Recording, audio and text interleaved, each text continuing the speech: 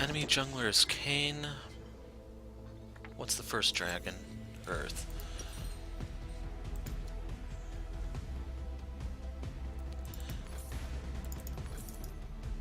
I can get the trinket as I walk. Welcome to Summoner's Rift. So Udyr received buffs in this patch. They basically changed the ratios on his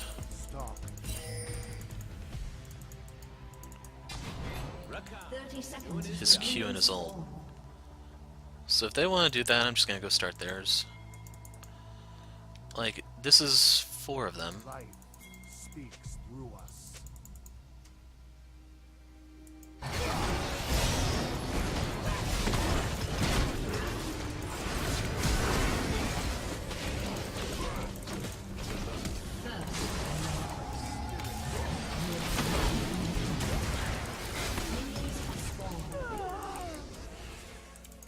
Double kill. Oh, that was bloody. What a fun way to start a game, right? Okay, so we're going to do a little bit of an analysis on the Akali game here that I was talking about. This is what got me her box, in case you're wondering, and I just want to show you, for one, the stupidity of teammates, and like the worst part about this one is also cowardice, but the other point I wanted to show you is just, I can leave it open, I don't give a damn this game, that Akali is one of the single best picks you can have into Fiora. So jump over Fiora real quick, she is over here, actually. Oh, crud. There she is. So we're going to go for all vision. I'm going to switch to theirs eventually, but you need to know how her ult works first and foremost. So Fiora will reveal 4 vitals on target champions, each one on a different side, 10% max true health damage. In addition, she gets the Duelist Dance movement speed bonus, she hits all 4 targets in 8 seconds, then she can get her little healing aura. So what's the big problem with that, you ask? Twilight Shroud. Akali teleports to a nearby location, leaving a cover of smoke at her previous location that lasts for 8 seconds, and slows enemies inside it, yada yada yada. So basically, what I'm getting at is, should you ever want to counterpick into Fiora, Akali is one of the best ones you can get. As soon as she ults pop W, you can literally sit in your shroud and she cannot do a damn thing. She has to fish blindly to hit the vitals. She may be able to do it, but not in the time frame. It's just not possible for her. So, speeding this up because I want to show you the Vi suicide. The very early game doesn't really matter. I can try to poke her down a little bit with the Q. She does give me a few Thunderlord procs here and there. She's running Fervor herself, so I just need to make sure I don't draw out the trade out too long. So here we go. So we're going to switch over to her. So right here, she's not really in position, and then, like, I'm guessing Vi didn't know how this, like, how Fiora worked, and for some reason she then turns around and goes in. So as the Fervor stacks up, there's literally nothing. You can see she cleaved through Vi, barely losing a thing, and there's really nothing I could do for her because she came in way too early, and she fought way too stupidly. So that in itself is pretty devastating. What I need to do here is just basically wait out the buffs. Since Akali has some healing in her passive, I just need to rely on that. If you're curious about her passive, the cooldown on it goes down every 2 levels. So at levels 1, 3, 5, 7, and then 9. At level 9, it's a 3 or 4 second cooldown. So Akali has a lot of sustain, and I'm going to be building a Gunblade, so you'll see how some of these fights go out. I don't plan on showing the entire game. I want to show up to level 6 when I first kill her, and then we're going to cut to a different... Actually, I'll stay in lane because I'll show you why I say Akali is one of the most broken characters in the game, if not the single most.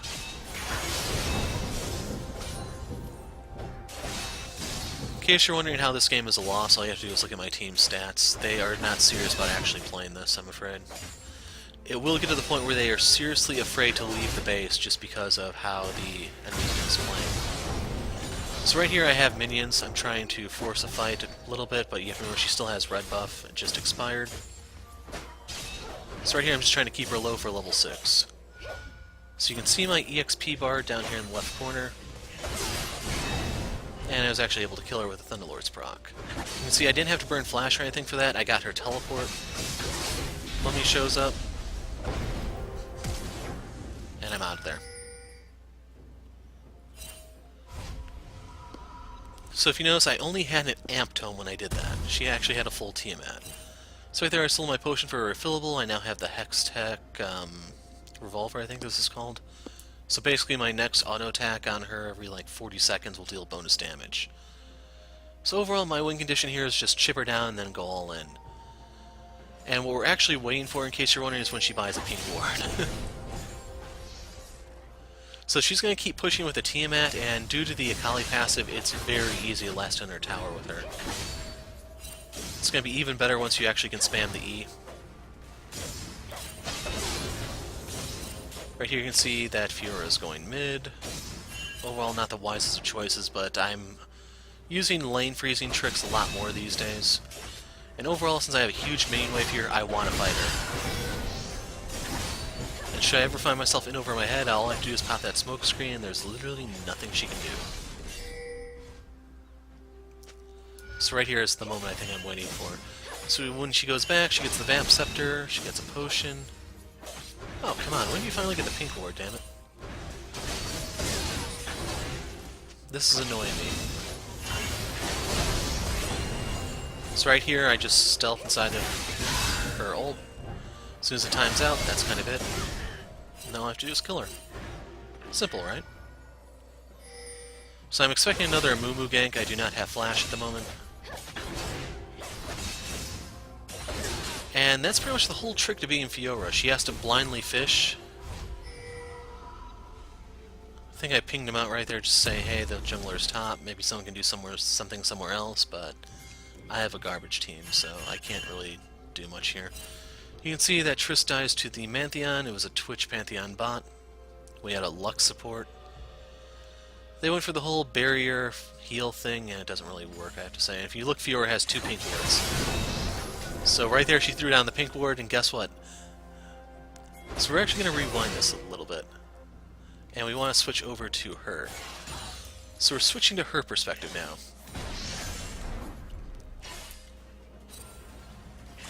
So she's just sitting here, minding her own business, and then all of a sudden, out of nowhere, a ninja appears.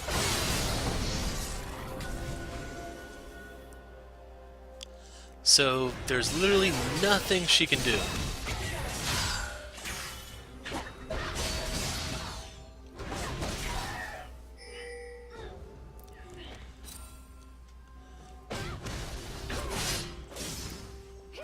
So that's more of a judgment thing, really, but the other thing I wanted to talk about is, okay, you're a Fiora fan for some reason. My first question is, what is wrong with you? But that's a topic for another time. So if you find yourself in this situation, you want to know what to do, the only chance you have is you have to get a sweeper. That way, when I stealth while the ult is in effect... I'm actually switching this back to my view. So that way, when my ult is in effect, or her ult, she can sweep to see where I am, and she can at least aim the Q a little bit more reliably. We can see right here, nothing.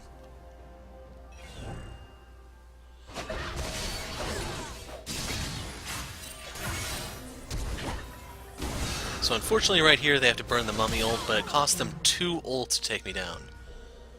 That's how bad it is. So right here I'm looking for another particular fight.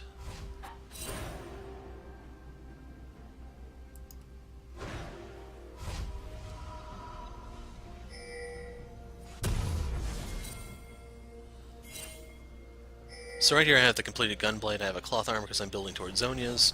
She has her Hydra. At that time, like, I'm so far ahead, who cares about even using my stealth anymore? I can just force her down that way. And that's pretty much going to be the way that this plays out from here on, I'm afraid.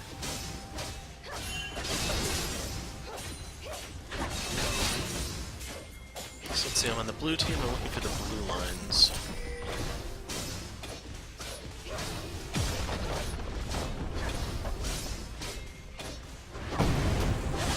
So yeah, I don't know what he was thinking.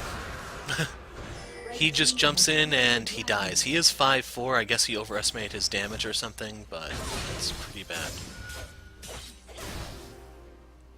And I'm not really seeing the fight. Actually, was this it?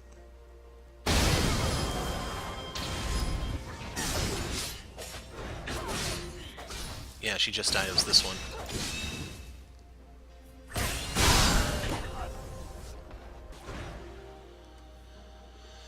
So right here you can see the stats in all their glory. Lux is 2-8, Trist is 4-5. The Lucian is doing somewhat decently. It's just everyone on their side is doing much, much better. The exception obviously being Fiora.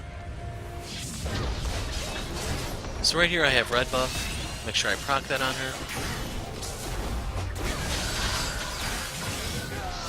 Lucian decides to interfere in our duel and pays the price. And there we go.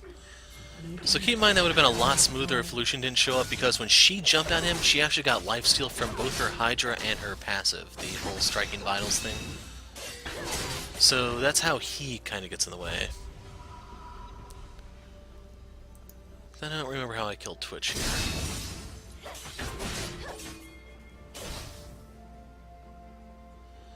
But pretty much the entire enemy strategy is they have to send multiple guys to stop me, and my team was unable to take advantage of the pressure. It's so damn disappointing, too, because it really does get to the point where I can go 1v2. Since Twitch is shooting me, I'm shooting him. Well, stabbing him, I guess. Right here, I'm just standing over Mantheon while I wait for him to revive. The genius decides to give me the honey fruit to slow me down, but luckily he stopped, and we still managed to kill him. So I don't really think there was anything else of note here. So right here we did get Baron. My team is going to commit suicide mid. I think I killed Fiora somewhere along the line, so they're losing a 4v4. Red team's turret has been destroyed.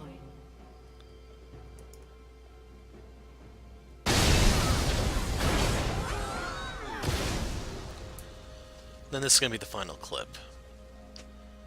I'll show you the final stats. I died 2 more times, but I get 3 more kills, I think.